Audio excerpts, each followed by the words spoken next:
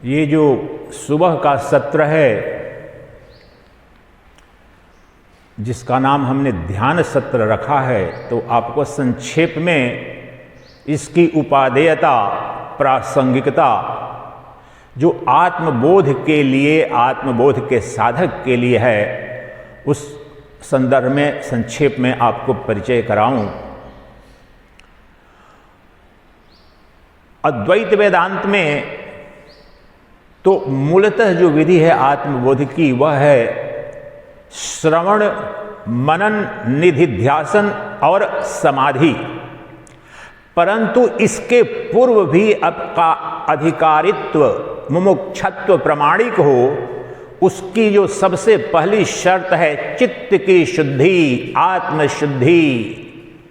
और वहाँ पर पूज्यपाद जगत गुरु आदि शंकराचार्य भी, जो कि अपने भाष्यों में और प्रकरण ग्रंथों में किसी भी प्रकार के योग की आवश्यकता और वांछनीयता नहीं बताते हैं, परंतु अपरोक्षानुभूति ग्रंथ में अंतिम 2 श्लोकों में ये कहते हैं कि ये तत्काल आत्मबोध की जो विद्या मैंने दी, वह उन्हीं के लिए है और उन्हीं के लिए ये प्रारंभ कर सकते हैं जिनका चित्त शुद्ध हो चुका है, जो वासनाओं से मुक्त है, जो आत्मशुद्धि को उपलब्ध हो चुका है। यह जो अधिकारित्व उसको उपलब्ध है, तो फिर वह तत्काल श्रवण, मनन, निधिध्यासन और समाधि की यात्रा उसकी प्रारंभ हो सकती है। कल जो मैंने आपको परिचय कराया वह उसी में था, उसके पहले ही अधिकारित्व में चित्त की शुद्धि। अचित्त की शुद्धि क्या है? इस सच्चिदानंद को बचपन से अध्यात्म की गहन अभिरुचि थी, फिर इसे भी 30 वर्ष ये समझने में लगा कि चित्त की शुद्धि क्या है। अनंत ग्रंथ पढ़ेंगे, भ्रम में रह जाएंगे। आत्मशुद्धि, चित्त शुद्धि, आत्मशुद्धि, चित्त शुद्धि, ये है क्या? आपको बड़े ही सहज सरल सीधे एक वाक्य में बता रहा हूं। जहां भी वेदांत दर्शन है, भगवद गीता है, ब्रह्मसूत्र है, उपनिषद है, चित्त की शुद्धि का बस एक सीधा सरल सहज तात्पर्य है। मन का कामनाओं से मुक्त होना, इच्छाओं से रिक्त होना ही आत्मशुद्धि है, चित्त शुद्धि है। क्योंकि कामनाओं से युक्त, वासनाओं से युक्त जो मन है, सदा अपने पंचेंद्रियों के जो 5 विषय हैं उनके उन्मुख रहता है, उनके भोग के लिए लालायित रहता है, कभी भी स्थिर नहीं रहता है। और मन जब स्थिर नहीं है, शांत नहीं है, अंतर्मुखी नहीं है, जब बाह्यमुखी अपनी विषय की तरफ भाग रहे हैं, उदाहरण के लिए एक कान है, शब्द, मधुर संगीत, मधुर वाणी, प्रिय की, प्रियतमा की, कुछ भी मधुर सुनने के लिए आतुर हो रहा है, जो भी आपको प्रिय है उसके निमित्त भागता है। जो आंख है, जो चक्षु है, वो सुंदर रूप का दर्शन करना चाहते हैं, किसी प्रकार के रूप, जो सुंदर अपने दृश्य के प्रति भाग रहा है। वह वासनाग्रस्त जो चित्त है, वास्तव में ये कोई भी वासना इन पंचेंद्रियों की नहीं है, ये वासना मन की है, जो अंतःकरण अर्थात मन और बुद्धि, और वह अंतःकरण ही अपने उपकरण, ये बैसाखी है, बैसाखी नौकर, पंचेंद्रियों का प्रयोग करता है मन, अंतःकरण अपने भोग के लिए, अपने जो 5 विषय हैं। कान करता है शब्द के भोग के लिए, आंख रूप के भोग के लिए, जिह्वा रसास्वादन के लिए, त्वचा कोमल स्पर्श, प्रिय स्पर्श का रसास्वादन करने के लिए निमित्त सदा लालायित रहती है। इसलिए जो चित्त है इन पंचेंद्रियों से युक्त होकर के कभी भी शांत हो नहीं पाता है। और जब तक चित्त शांत नहीं होगा तो आपके हृदय में तो नित्य परमात्मा विद्यमान है, इस पर तो बार बार कल बताया, परंतु आपका जो केंद्र वह परमात्मा सत्ता ही है, लेकिन आप देख कहीं और रहे हो। अशुद्ध चित्त के कारण आपकी दृष्टि और आपकी इंद्रियां उसकी माया, उसकी छाया, जो मेरे हृदय, जो मेरे मन का जो केंद्र है वह चैतन्य ब्रह्म है, अभी यही सदा सर्वदा प्रत्येक जीव का। परंतु ये जो जगत नाम रूपात्मक है वो मेरी ही छाया है, मेरी ही माया है। परंतु आम और आम का फोटो या छाया, आम का सीजन है ना, आप अपने बेटे को बोलो बेटे जाओ 5 किलो आम ले आओ, इतने पैसे लो। बेटा आए, पिताजी लो। प्रदर्शनी लगी थी, उसकी वीडियो मैंने लाया, फोटो देख लो कितना, 5 लाख के कैमरे से मैंने फोटो लिया है, इससे आनंद ले लो, आपको मिलेगा। सड़ा गला भी, किसी भी तरह का खट्टा भी आम थोड़ा सा भी रहे तो वास्तविक आम चाहिए आपको, अवास्तविक सेव चाहिए। आम शब्द या सेव शब्द, सेव और आम नहीं है, वो वस्तु नहीं है, पदार्थ नहीं है। उसी प्रकार से जो ब्रह्म है, जो सच्चिदानंद घन तत्व है, वह जो आत्मा है, वह शब्द मात्र नहीं है। इंगित करने के लिए शब्द तो रखा गया है। अब शब्द के लिए तो आप बोलो आम लाया हूं पिताजी, सेव लाया हूं, लेकिन जो उसकी वांछनीयता है, आपकी भूख है, रोटी का वीडियो देख करके 56 भोग का भी आप वीडियो या फोटो देखें तो एक व्यक्ति की क्षण भर के लिए भी एक गिलास पानी न मिले तो 2 बूंद तो मिले तो थोड़ी तो, लेकिन ये समस्त सृष्टि के, इस रूप को समझे, ये समस्त सृष्टि के जो ऐश्वर्य है, वैभव है, पंचेंद्रियों के विषय हैं, जिनके लिए नित्य लालायित रहते हैं, वे सब की सब फोटो हैं, वीडियो हैं, छाया किसकी? वह मेरी उस चैतन्य सत्ता के। और आनंद जो खोज रहा हूं पंचेंद्रियों के विषयों में, जो भोग खोज रहा हूं, जो प्रेम खोज रहा हूं बाहर, वास्तव में उसका अनंत महासागर मैं हूं, मैं अपने मूल रूप में। लेकिन मेरा मन नित्य बाहर जा रहा है। मेरे घर में डायमंड का भंडार पड़ा हुआ है, खजाने में, अंदर में पुरखों ने, किसी ने गाड़ रखा है, लेकिन मुझे बताया नहीं, और दर दर की ठोकर खा रहा हूं, भीख मांग रहा हूं। अब कोई आ गया, कोई हमारे पूर्वजों के परिवार से जुड़े कोई मित्र, और देखा मेरी बदहाली, बोला अरे बेटे तू भीख मांग रहा है, और तू तो इतने बड़े धनवान सेठ के परिवार में पैदा हुआ, तेरे बाप दादे ने तेरे को जब बताया नहीं किसी ने, तेरे घर में अनंत धन गड़ा हुआ है। फिर वहां पर खुदाई किया, जो यथोचित बताया, अनंत खजाना मिल गया। वह जो बताने वाला वही गुरु है, और वही जो तत्व, जो खजाना है, वह आत्मानंद का, ब्रह्मानंद का, सच्चिदानंद का अनंत खजाना, अनंत प्रेम का महासागर। जो गुरु बाह्यमुखी चित्त जो बाहर भीख मांग रहा है, उसको बताता है कि जो कुछ भी तू भीख मांग रहा है वो कणिका मात्र भी नहीं है। तेरा जो अपना भंडार है, जो तेरा अपना धन है, जिसे कृष्ण कहते हैं यम लब्ध्वा चा परम लाभम मन्यते नाधिकम ततः, क्योंकि मैं एकमात्र धन हूं, वास्तविक धन। बाकी आम की फोटो है, आम की वीडियो है, लेकिन आम तो मैं हूं। लेकिन अज्ञान के कारण बाहर ढूंढ रहा हूं। तो चित्त की जब तक शुद्धि नहीं होगी, और चित्त की शुद्धि के लिए नो लेस देन आदि शंकराचार्य, आदि शंकराचार्य ने भी यह स्वीकार किया है कि योग की बड़ी उपयोगिता है। जिसका चित्त मलिन है, वासना से ग्रस्त है, रेस्टलेस है, अशांत है, उसके लिए तो प्राणायाम का सहारा लो, आसनों का सहारा लो। अब प्राणायाम का आज महाविज्ञान आपके समक्ष रखने जा रहा हूं, उसके बाद क्रिया करेंगे। प्राणायाम के बड़े से बड़े आपको विद्वान मिलेंगे, आपने हजारों, ऐसा हो सकता है कि आपने सेशन अटेंड किए हों। आज जो रहस्य आपको उद्घाटित करने जा रहा हूं, आप जाकर के बड़े से बड़े आचार्यों से पूछना, वो बता ना पाएंगे। और इसी विज्ञान से जुड़ा हुआ है। प्राणायाम की क्या उपयोगिता है, क्यों उपयोगिता है? अनंत पुस्तकें हैं, सब पढ़ते रहेंगे, इस कोशिका में जाएगी, ये करेगी, वो करेगी, ये सब उपयोगी हैं, लेकिन ये तुच्छ हैं जो बताने आपके समक्ष जा रहा हूं। अध्यात्म की यात्रा में अगर विशेष रूप से आपको अपने स्वरूप बोध की अगर इच्छा है, प्राण के नियंत्रण जो अभी हम करने जा रहे हैं आज क्रिया, उसका दर्शन न समझेंगे तो एक एक्सरसाइज मात्र रह जाएगा। उसकी विराटता, उसकी उपयोगिता, कितना क्रांति आपके जीवन में घटेगी, और अध्यात्म के लिए ही नहीं, आपको अपने परिवार में अपनी पत्नी से, पति से, संतान से कभी वैमनस्य हो जाता है, कोई झगड़ा होता है, आपकी सांसें तेज चलने लगी, आपका बीपी बढ़ रहा है, वहां पर भी तत्काल उसके गले में हाथ डालकर, किसके? जो बीपी बढ़ाने वाला जो चित्त है, जो चिंतित हो गया, रुग्ण हो गया, दुखी हो गया, उसको कैसे नकेल पकड़ लगे, वह विद्या बताने जा रहा हूं। सूक्ष्म नहीं, स्थूल विद्या बताने जा रहा हूं। You could capture like this. जो मन है उसका किसी ने दर्शन किया है, उसकी जो सूक्ष्म वृत्ति है वो तो हम जानते हैं कि हमारा मन सुखी है, दुखी है, बाहर जाता है, लेकिन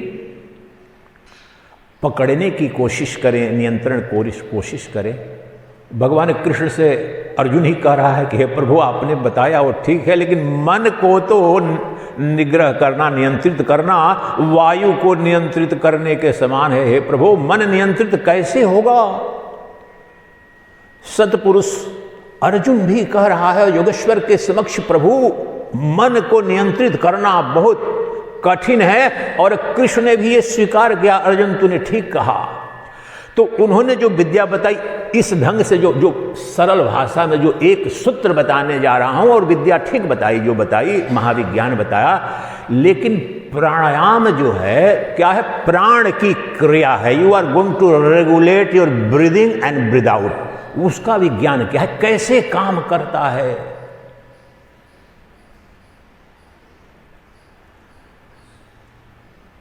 ये देखिए वीडियो चल रहा है, और कहीं कोई पुलिस या किसी अधिकारी का कोई करप्शन का किसी ने वीडियो बना लिया और पता चल जाता है, तो आकर के बोलता है कि डिलीट करो, और डिलीट नहीं करता है तो लेकर तोड़ देता है मोबाइल को, क्योंकि फिजिकल उसकी बॉडी क्या है? मोबाइल है। यही खेल है। जो मन है, जो सूक्ष्म तत्व है और नियंत्रण में नहीं आ रहा है, उसका स्थूल शरीर जानते हैं क्या है? मन का स्थूल शरीर है, यही है, अभी है, और अनंत पुस्तकें पढ़ेंगे, अनंत गुरुओं से आपने लाखों लाख रुपए दे करके, यहाँ ऋषि के सरद्वार में भी है, सत्र और ध्यान के लिए पैसे भी दिए हैं, लेकिन ये आपको बताया नहीं किसी ने। और वो सत्य है कि मन का जो स्थूल शरीर है वह प्राण है। प्राण को जिस क्षण आप नियंत्रित करना प्रारंभ करते हैं, तत्क्षण वह मन नियंत्रित होना प्रारंभ हो जाता है।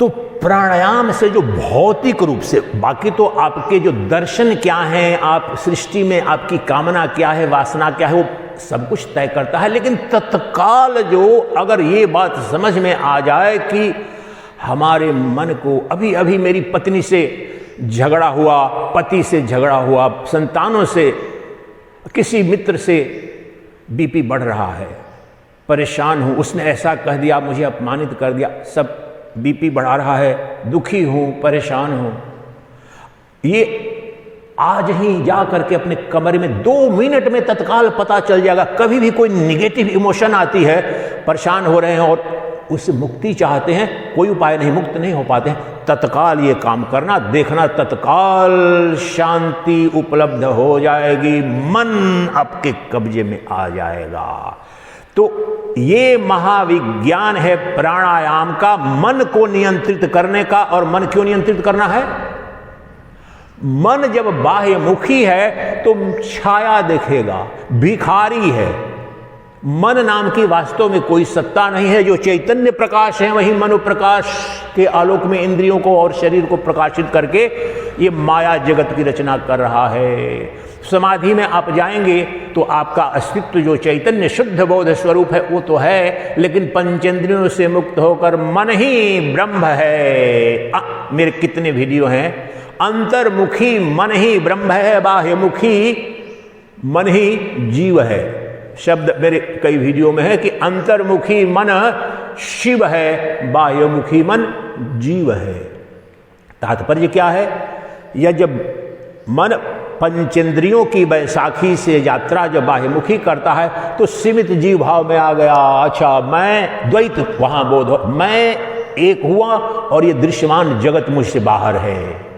लेकिन जिस क्षण आपने उन्मुखी मन को अंतर्मुखी करके उसके केंद्र पर ला दिया और समाधि को उपलब्ध हुए। पहले तो धीरे धीरे समय लगता है, ध्यान होगा फिर समाधि। वहां पर आप रहेंगे अपने विशुद्ध रूप में, आनंद के अमृत सागर का रसपान करेंगे और वह जो पंच विषयों के तरफ भागने की, भीख मांगने की इसकी प्रवृत्ति, क्या कहा उसने, क्या मधुर आवाज है, कौन सा रूप है, आप देखेंगे।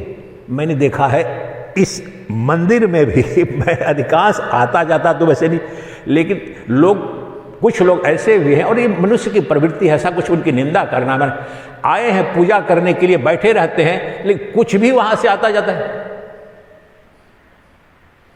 अरे कोई मोदी जी भी नहीं आने वाले हैं, कोई हीरोइन भी नहीं आ रही है, कोई आतंकवादी भी नहीं आ रहा, मंदिर में बैठे हो 5-10 मिनट के लिए।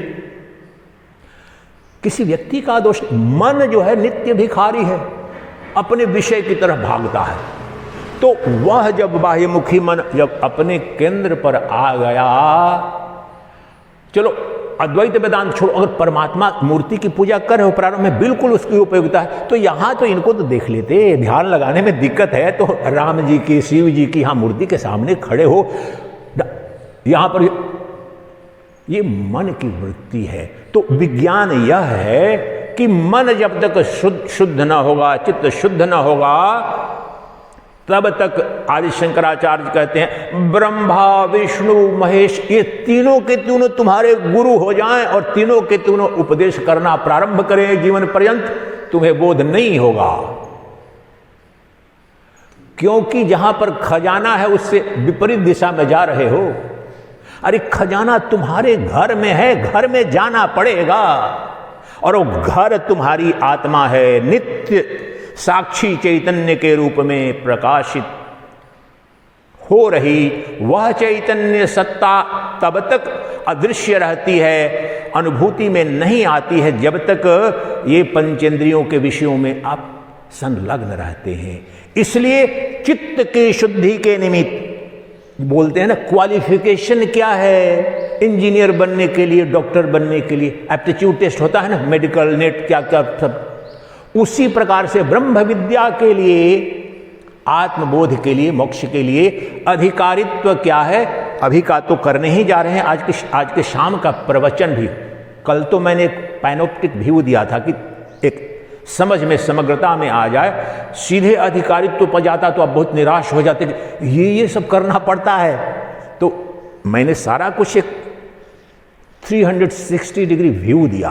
आज शाम का जो प्रवचन हो उसमें आप अधिकारित्व मीन्स क्वालिफिकेशन, प्री रेक्विजिट्स, ये आपके अंदर होगा तब आपकी यात्रा प्रारंभ होगी, जिसे साधन चतुष्टय कहते हैं। आप युद्ध भूमि में जब जाते हैं तो AK-47 जो लेटेस्ट जो वेपन होते हैं, मोटार होता है, तोप होते हैं, एयरफोर्स रहेगी तो एरियल बम्बार्डमेंट करेगी, ऐसे तो खाली हाथ नहीं जाते हैं। तो यह जो ब्रह्म विद्या है, जो अविद्या का छेदन करना है, माया का छेदन करना है, तो उसके लिए भी अस्त्र शस्त्र होते हैं।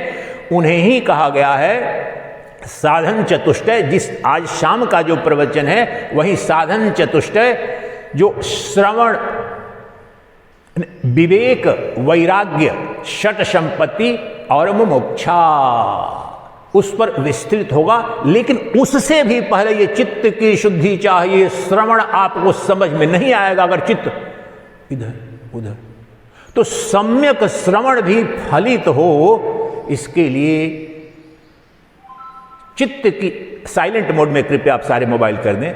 चित्त की शुद्धि परमावश्यक है। तो चित्त की शुद्धि के लिए ही ये योग करने जा रहे हैं और अब प्रारंभ करते हैं। वह जब तक इसका भी ज्ञान न समझे, दर्शन न समझे तो क्रिया रह जाती है। लेकिन अब आपको समझ में आ गया होगा कि आपके व्यवहारिक जीवन में भी आनंद पूर्वक, शांति पूर्वक रहते हुए, आपका जो बीपी बढ़ा हुआ है, कोई सही भी बात अगर पत्नी कह रही है, कोई बहुत अनुचित बात कोई संतान नहीं कह रही, फिर भी क्रोध आ जाता है, संबंध बिगड़ जाते हैं। हजारों किस्से मैं जानता हूं, देखा है मैंने करके।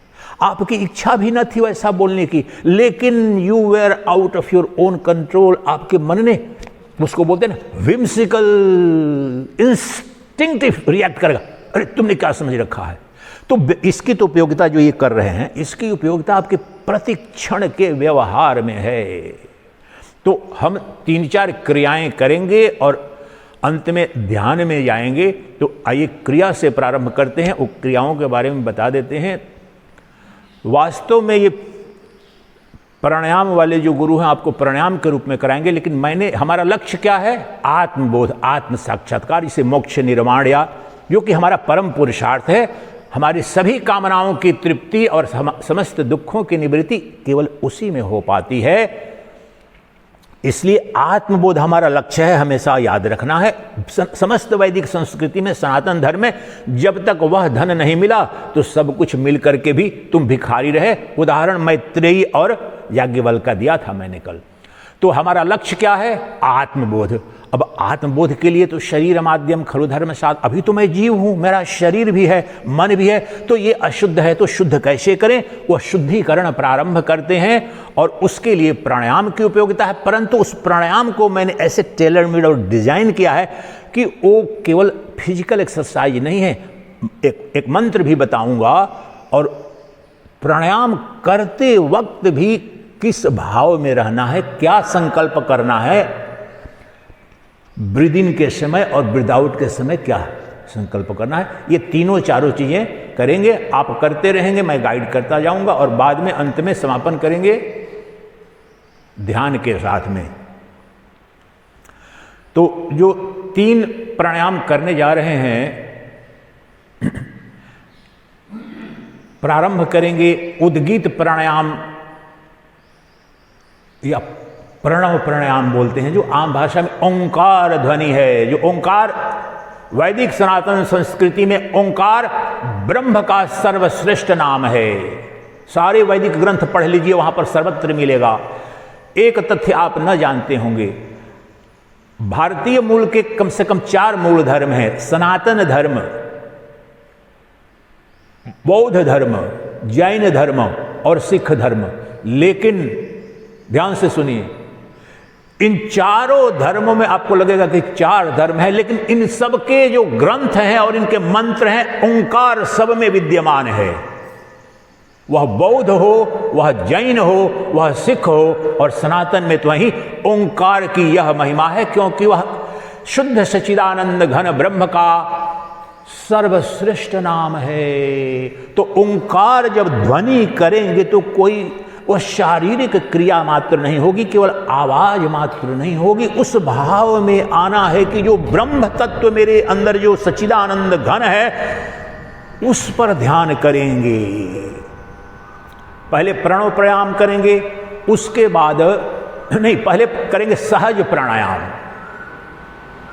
पीछे वाला खोल लीजिए, ये पीछे वाला है ना, उसको खोलिए, इसको बंद कर दीजिए।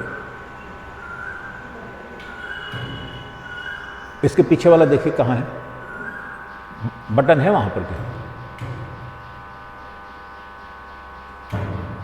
नहीं मिल रहा, चलिए चला लीजिए, यहीं चला लीजिए। वहां पर उसका बटन देखिए, वहां पर नहीं, वो पीछे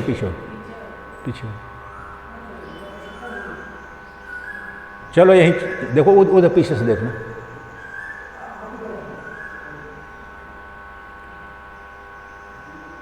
चलो आ जाओ, वहीं चला दो फिर। चलो, नहीं भी हो सकता है कि चलता नहीं, वहीं यहीं वाला चला दो।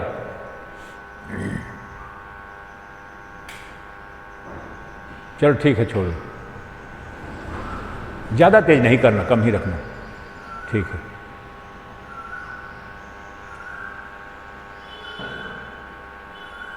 चलो ठीक है, छोड़ दो। तो पहले सहज प्राणायाम करेंगे, वो मैं बताता जाऊंगा कि वह क्या है। पहले सहज प्राणायाम करेंगे, फिर अनुलोम विलोम प्राणायाम करेंगे। जब करेंगे तो जो मंत्र या भाव क्या करना है उसी वक्त बताता जाऊंगा।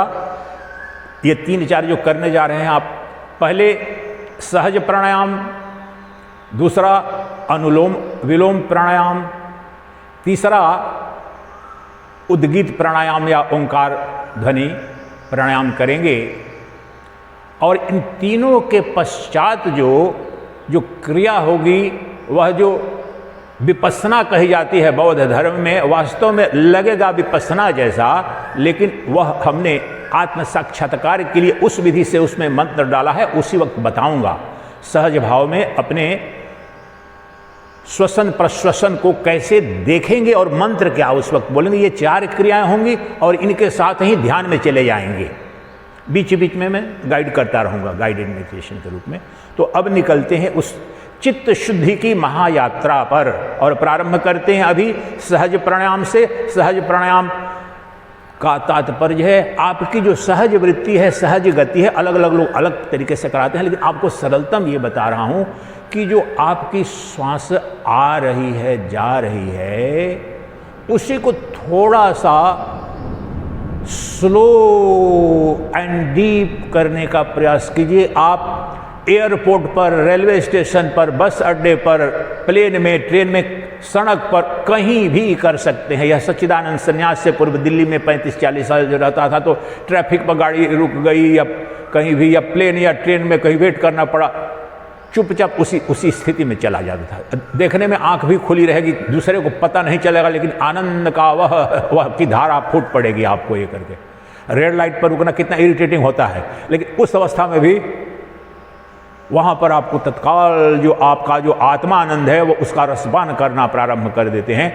तो slow and deep breathing, simple, जो चल रहा है सांस तो आपकी चल रही है, कहीं कोई क्रिया नहीं, उसको थोड़ा सा अपनी, सबकी अलग अलग वृत्ति है। जो बहुत मोटे लोग हैं और जिनकी लंग अभी भरी है चारों तरफ से, वो उतना ज़्यादा नहीं कर पाएंगे, इसलिए सबकी अपनी अलग कोशिश होगी। जो योग करते हैं, जैसे योग जो पहले से करते हैं वो बहुत ज़्यादा लंबा कर सकते हैं और बहुत देर तक, लेकिन अपनी निज की जो जितनी सहजता पूर्वक करना, कोशिश ज़्यादा नहीं करना, बस ध्यान ये रखना कि प्रयास थोड़ा सा करना है कि जो सहज भाव में जितनी चलती है, थोड़ा सा सहज पूर्वक, प्रेम पूर्वक, जैसे बच्चे को बोलते हैं ना, आ बेटा, प्यार से ऐसे बोलते हैं, आ बेटा गोद, उसी प्रकार से, और देखना मन पर उसका क्या प्रभाव पड़ता है। तो आइए 5 मिनट के लिए अभी निकलते हैं सहज प्राणायाम पर।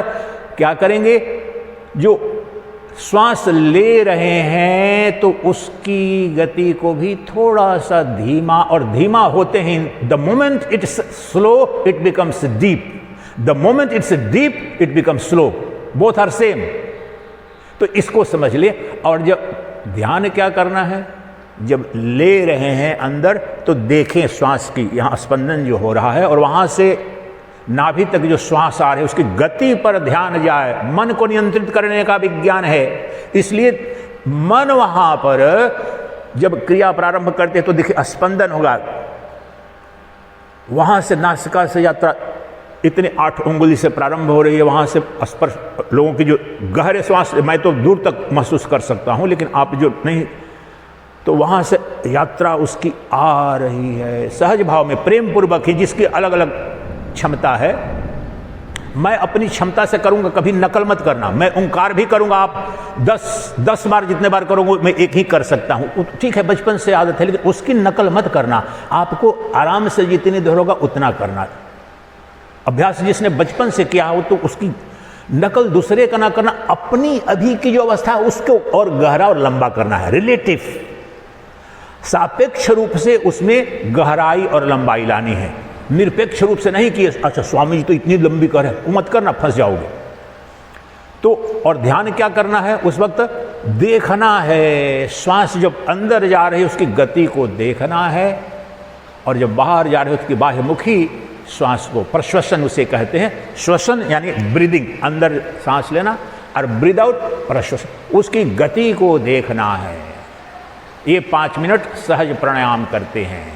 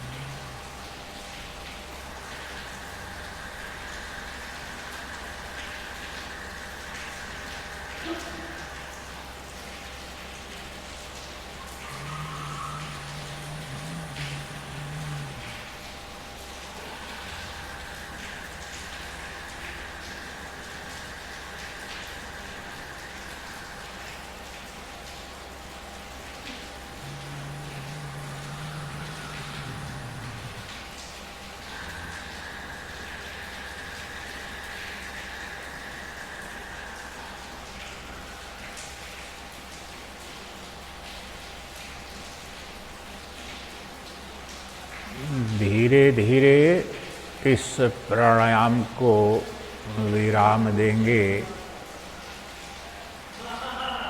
और दूसरे प्राणायाम की क्रिया प्रारंभ करेंगे। दूसरा प्राणायाम है अनुलोम विलोम। आप पहले 1 मिनट देख लीजिए, मुझे अधिकांश लोग जानते भी होंगे।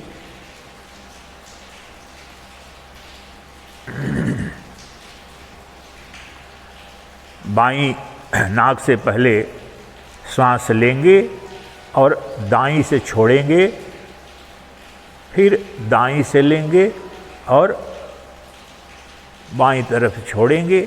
ये क्रिया 5 मिनट करेंगे और वहीं जो श्वास प्रश्वास की गति है उस पर ध्यान, जिस प्रकार पहले में किया, ध्यान वहीं पर उस गति को देखेंगे, श्वास प्रश्वास की गति को देखेंगे। आइए प्रारंभ करते हैं अनुलोम विलोम प्राणायाम। ध्यान रखेंगे सबसे महत्वपूर्ण, मन आपका जो श्वास की गति जहाँ से प्रारंभ होती है बाईं नासिका से अंदर जा रही है और बाहर जा रही है, फिर दाईं ओर फिर आ रही है, उसके साथ मन की गति चलेगी। मन उसके साथ प्राण के बस पर चढ़ के यात्रा करेगा, बस से नीचे मत उतरने देना, वो फिर ध्यान हो जाएगा। इस वक्त प्राणायाम के साथ ही ध्यान होगा, मन नियंत्रित होगा। आइए प्रारंभ करते हैं अनुलोम विलोम प्राणायाम।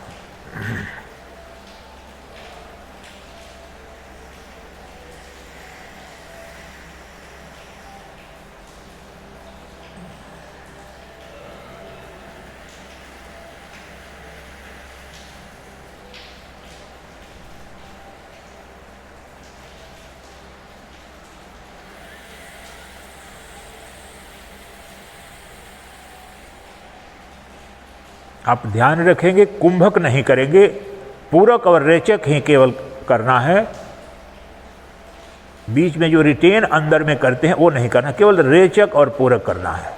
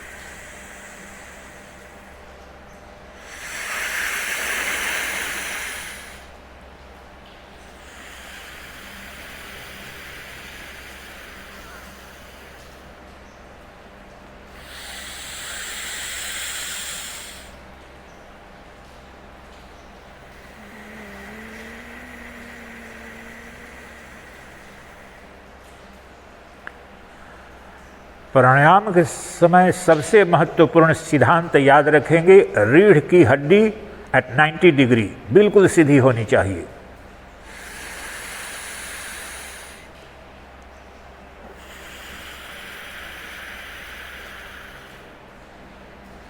Your spine must be at 90 degree.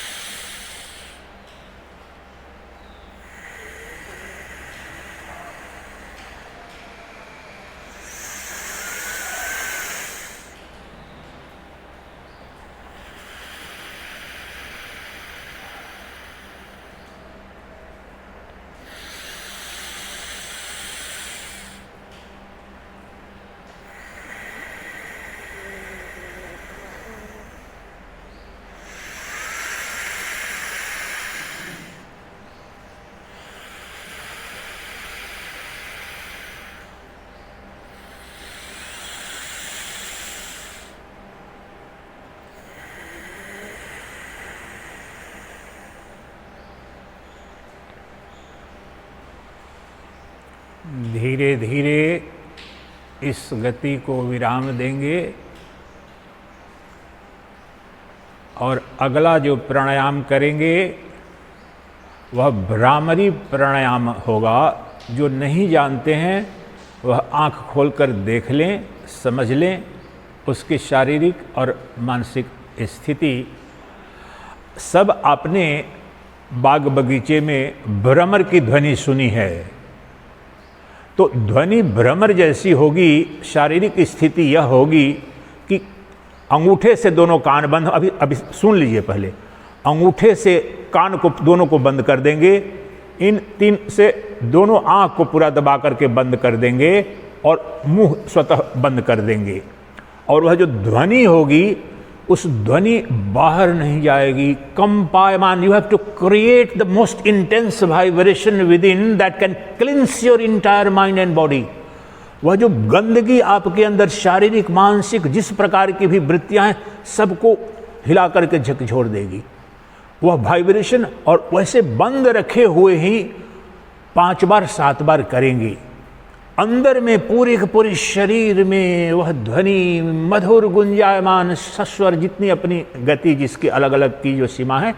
फिर उसमें भी मेरा नकल नहीं करना कि अगर जोर से हो जाए तो जो बाहर ध्वनि जाने की शक्ति, ऊर्जा जाने की जो आँख बंद हो जाएगी, कान भी बंद हो जाएंगे, नाक भी बंद हो जाएंगे, मुंह बंद रखेंगे और भ्रमर की ध्वनि करनी है। समझ में आ गया है ना?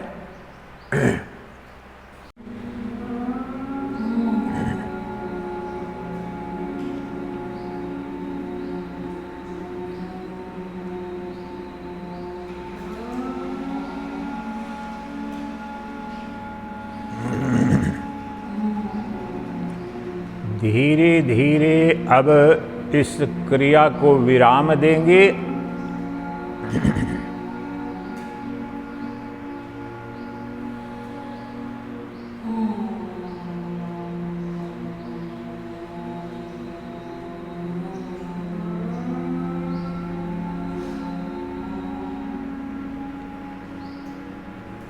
धीरे धीरे इस क्रिया को विराम देंगे और 2 मिनट तक जो परम शांति अभी उपलब्ध हुई है अंतःकरण में, उस शांति का रसपान करेंगे। आंखें बंद रहेंगी।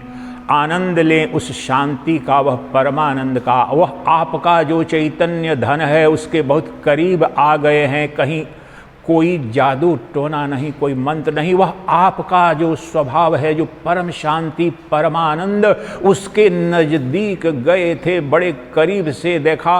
उसकी शांति 2 मिनट अनुभव करें, ध्यान जैसा 2 मिनट से 3 मिनट, जो अभी शांति तत्काल आपको एक परमानंद में सब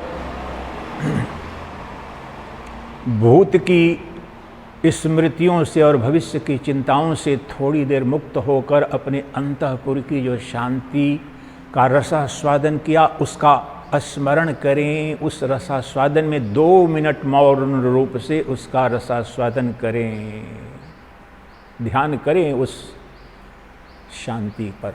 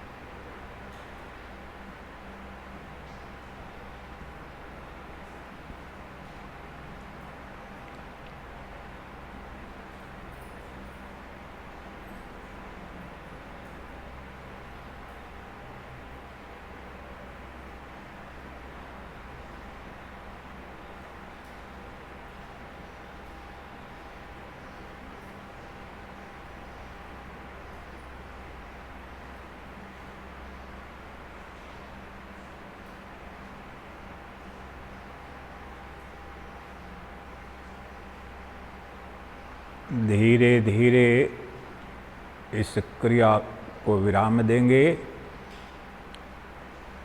और अगली क्रिया उद्गीत प्राणायाम, ओंकार प्राणायाम होगा, लेकिन मात्र प्राणायाम नहीं होगा। किसी भी योगी से आप जो देखते हैं वह नहीं यहाँ पर करेंगे क्रिया। उसे आँख खोलिए और ध्यान से समझिए। पहले 2 मिनट के लिए बहुत ध्यान से समझेंगे। यहीं से निधिध्यासन प्रारंभ कर देंगे, जो आत्मबोध के लिए आपको बताया था कि जो ओंकार है, जो ओम है, परमात्मा का श्रेष्ठ नाम है, ब्रह्म का श्रेष्ठ नाम है। और वह जो परमात्मा है वह मेरी बाह्य सत्ता नहीं है, मेरी आत्मा के रूप में अभी यही नित्य उपलब्ध तत्व है। वह चैतन्य तत्व है, मेरे अस्तित्व का केंद्र है और ब्रह्मांड का केंद्र है। वह एक अद्वितीय चैतन्य तत्व है, वह ओंकार के द्वारा अभिव्यक्त होता है। और वहीं मांडुक्य उपनिषद में 3 अवस्थात्रय विवेक जिसे कहते हैं, जागृत, स्वप्न, सुषुप्ति की तीनों अवस्थाओं में उ म, और उसके बाद जो बचता वह तुरीयावस्था यानी शुद्ध चैतन्य जो सच्चिदानंद घन ब्रह्म है, उसी तीनों का निरूपण है, जिसे साक्षात यहीं और अभी ब्रह्म ज्ञान हो जाता है। तो यहीं से चित्त की शुद्धि तो होगी ही इस क्रिया से, लेकिन यहाँ से ध्यान प्रारंभ करेंगे इस उद्गीत ये केंद्र पर अपने हृदय जिसे मन बुद्धि, जो मेरे मन है, जो मेरी बुद्धि है, जिसमें विचार चलते हैं, वहाँ पर अपने केंद्र पर जाकर के उस चैतन्य प्रकाश, वही ओंकार है, ओंकार वस्तु है, पदार्थ है, तत्व है, शब्द नहीं है। वह ओंकार आपको नित्य उपलब्ध है, वही परमात्मा है, वह परब्रह्म तत्व है, वह अजर अविनाशी तत्व है। उसका जन्म नहीं, उसकी मृत्यु नहीं, ब्रह्मांड के कण कण में वह व्याप्त है और वह नित्य और अभी भी और सर्वत्र एकमात्र तत्व है। वह यहीं और अभी उसकी अनुभूति करेंगे तो वो क्रिया बता रहा हूं। लेकिन मन जो हमारा लक्ष्य क्या है? स्वरूप बोध, आत्म साक्षात्कार। उसके नान्य पंथा अयनाय।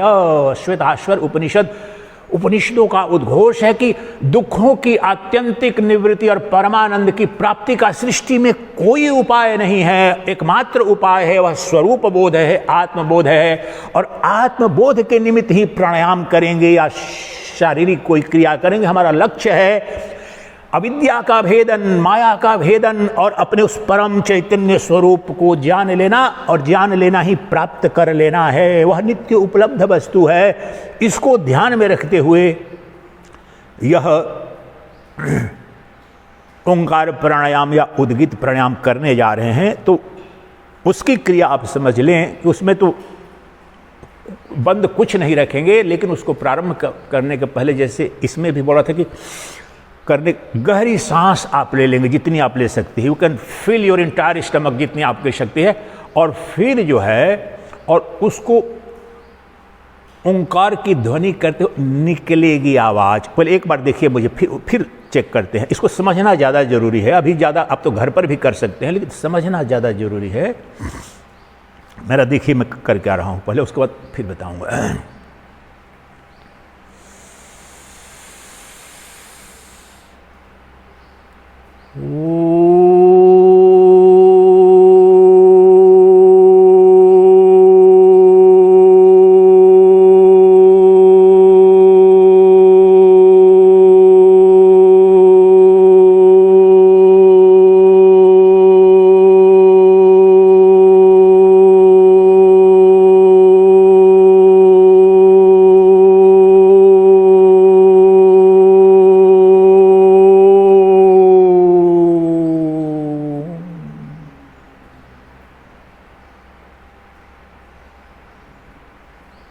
एक तो नकल मत करना, मेरे जितना लंबा नहीं हो पाएगा जिसने नहीं किया है करके, तो उसकी कोई ज़रूरत नहीं। आप जहाँ से हैं प्रारंभ करेंगे, धीरे धीरे बढ़ती जाएगी।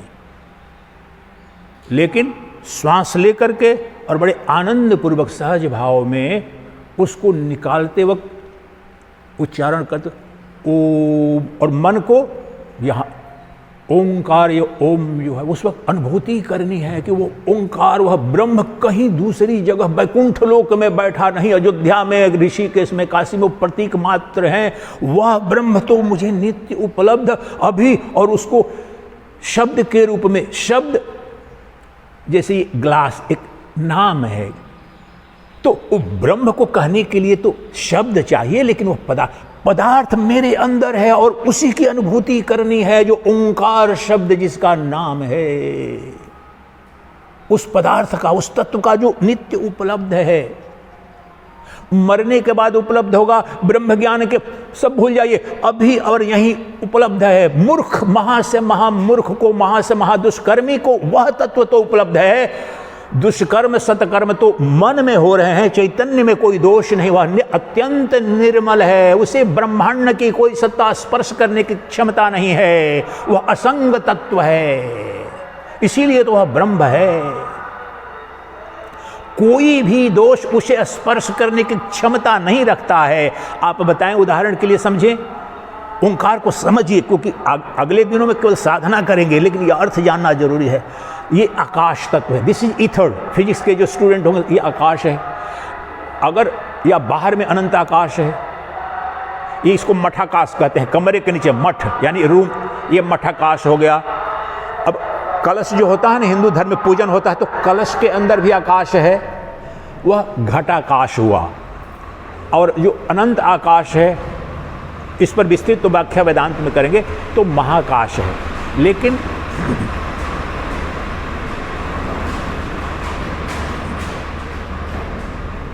लेकिन आप ये बताएं, ज्वालामुखी इंडोनेशिया में, जापान में वॉल्केनिक इरप्शन इतना होता है, या अपने देश में भी भीषण कभी आग लग जाए, कभी तूफान, आज रात में भी बारिश हुई प्रभु की कृपा से, आंधी तूफान परसों ज़्यादा, तो क्या ये जो आकाश है, बारिश होने से आकाश गीला हुआ कि तूफान आने से आकाश हिल गया कि अग्नि प्रज्वलित और ज्वालामुखी इंडोनेशिया में फूटने से आकाश जल गया क्या? सूर्य की तपिश मई के जून के महीने में 50 डिग्री जैसलमेर बीकानेर में जाती है तो क्या आकाश जलने लगा क्या? और सब जीरो, साइबेरिया में जब, और रूस में भी अब कई जगह -50, अपने यहाँ भी सियाचिन में 40 डिग्री, तो क्या गलने लगा क्या आकाश? आकाश प्रभावित हुआ क्या इन चीजों से? नहीं हुआ। उसे ही असंग तत्व बोलते हैं। वही तुम्हारी आत्मा है।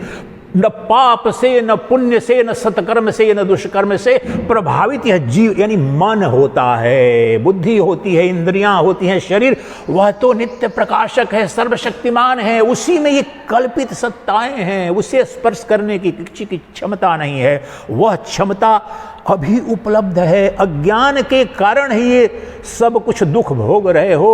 उस तत्व को जानो अभी और यहीं। समस्त जो रोग का भय, दुख का भय, मृत्यु का भय, अरे रोग दुख भय ये शरीर के हैं, इंद्रियों के नहीं हैं। इनका जो अधिष्ठान अभी और यहीं जो चैतन्य प्रकाश है, जो वाणी को प्रकाशित कर रहा है, और इस वक्त ही जो आपके कानों के माध्यम से जो शब्द जान रहे हैं और बुद्धि निर्णय कर रही है, वो मन, बुद्धि और इंद्रियों का प्रकाशक चैतन्य प्रकाश है। मेरा चैतन्य प्रकाश और आपका दो नहीं है, एक ही नहीं है, वह एक अद्वितीय तत्व है सर्वत्र। उसी में ये अनंत जीव नाम रूपात्मक जगत कल्पित है। वही ओंकार है। उस ओंकार में जाना, ओंकार का भेदन हमारा लक्ष्य है।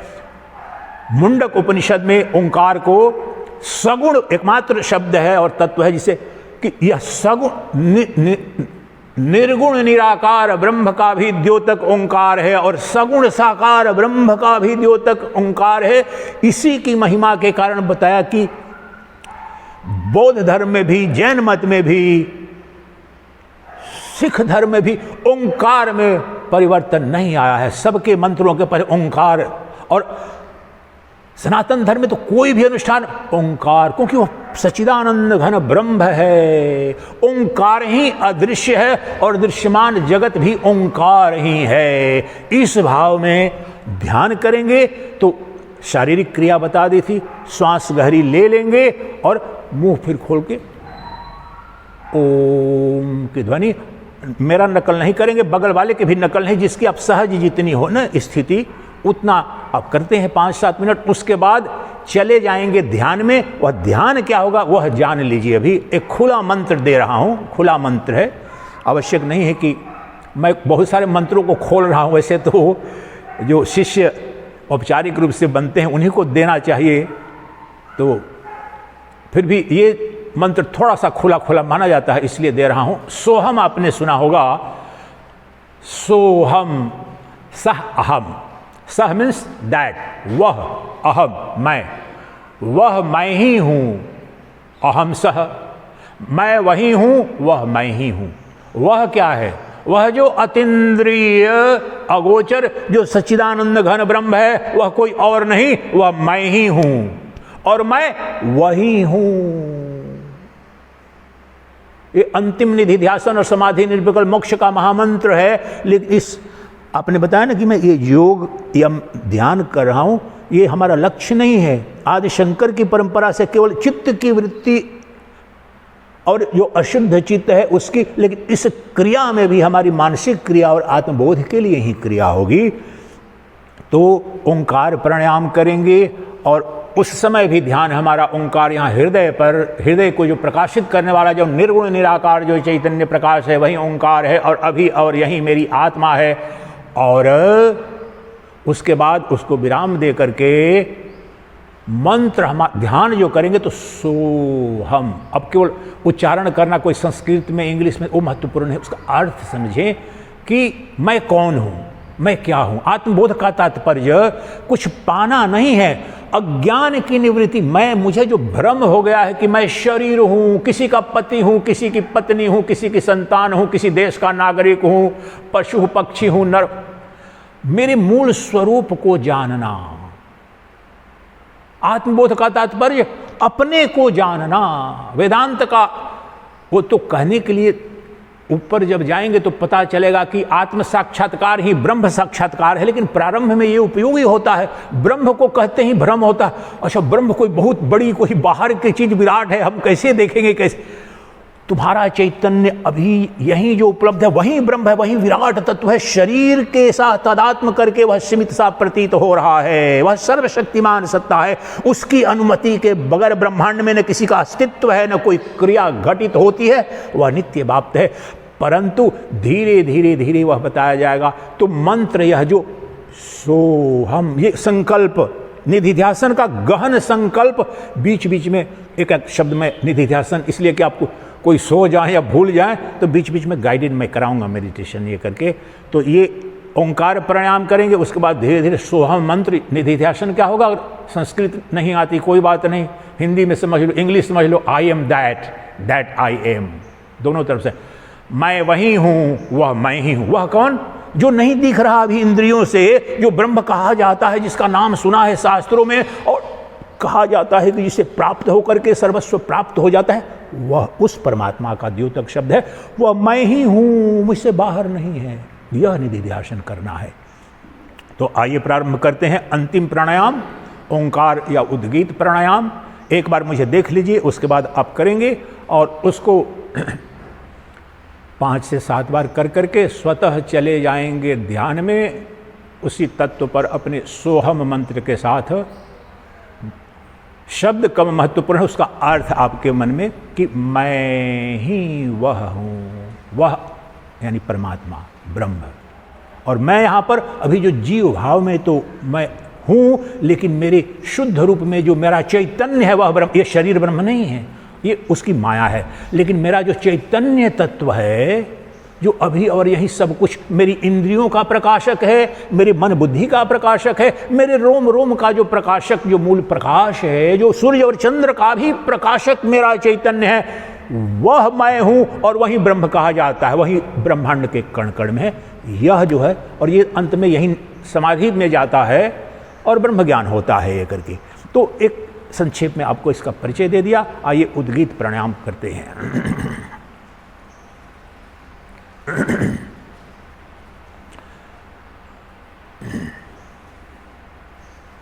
मेरे साथ नकल मत करना, मेरा लंबा काफी होगा ये करके। आप सहज भाव से ही करना, सहजता आपकी बनी रहनी चाहिए।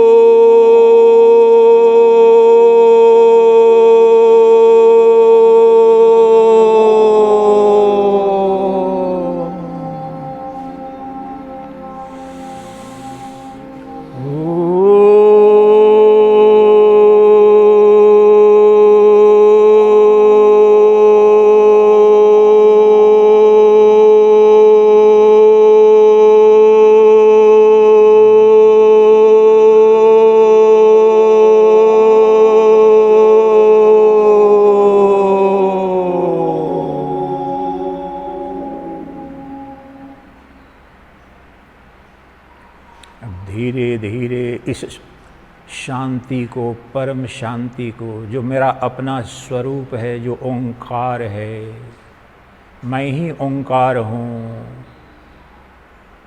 मैं ही वह निर्गुण निराकार तत्व हूँ। और अभी एक झलक मिली थोड़ी सी, आप देखिए, सबको शांति की अनुभूति, एक गहन शांति की अनुभूति।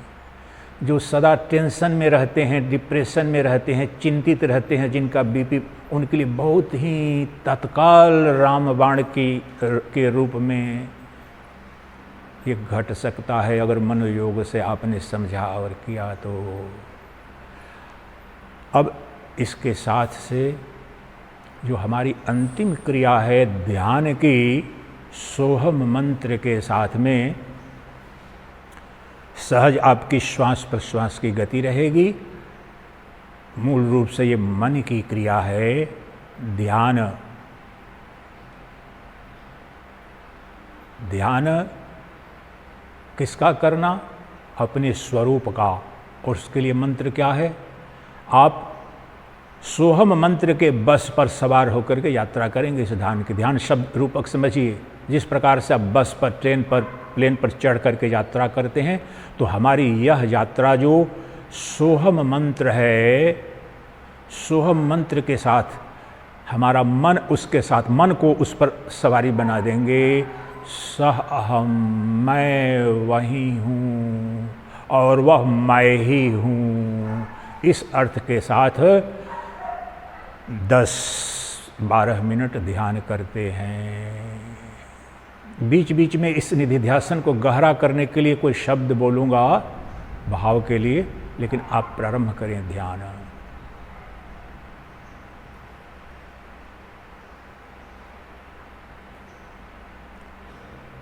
सोहम,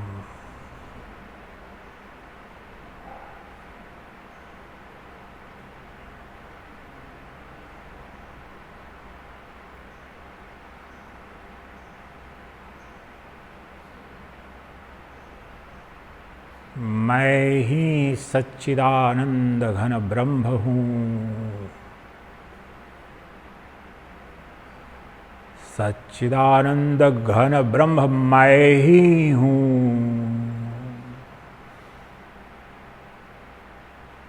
सोहम,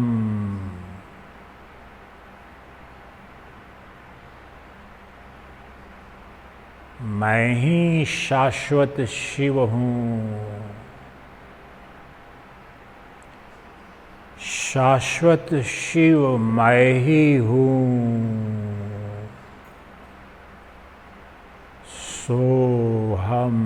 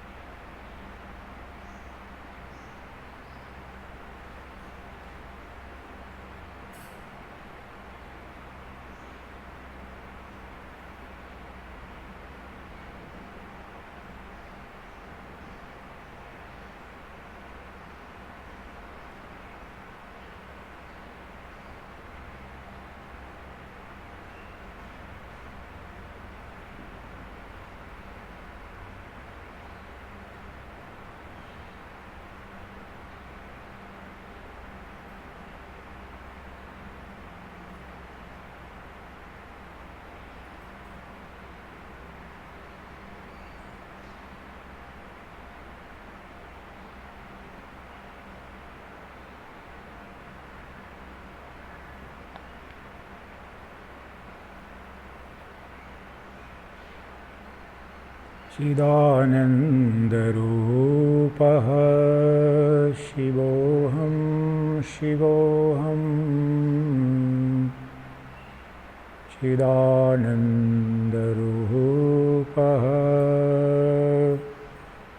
शिवोऽहं शिवोऽहम्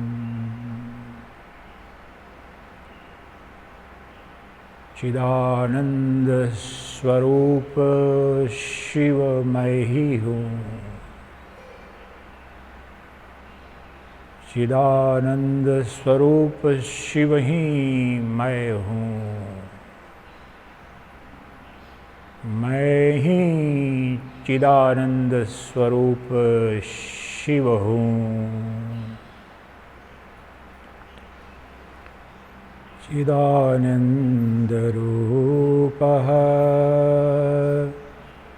शिवोऽहं शिवोऽहं चिदानन्दरूपः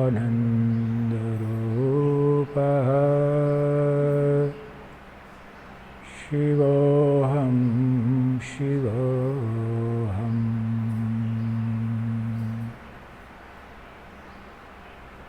चिदानन्दरूपः शिवोऽहं शिवोऽहं चिदानन्दरूपः शिवोऽहं शिवोऽहम्